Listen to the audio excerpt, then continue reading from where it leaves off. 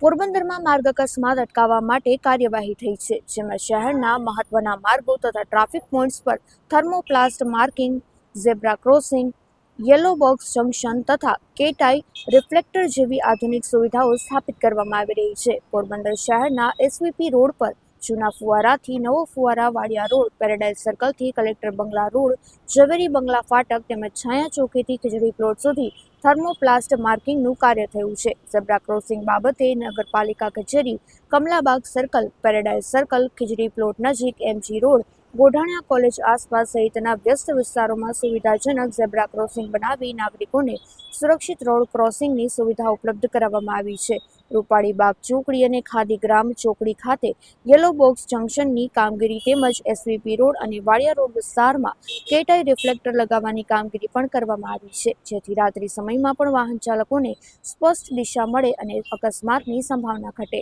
પોરબંદર મહાનગરપાલિકાની આ કામગીરી શહેરમાં આધુનિક ટ્રાફિક મેનેજમેન્ટ સિસ્ટમની દિશામાં મહત્વનું પગલું સાબિત રહ્યું છે અને નાગરિકોમાં રોડ સેફટી અંગે જાગૃતિ સાથે સુરક્ષિત માર્ગ વ્યવહાર સુનિશ્ચિત કરવામાં સહાયરૂપ બની રહી છે.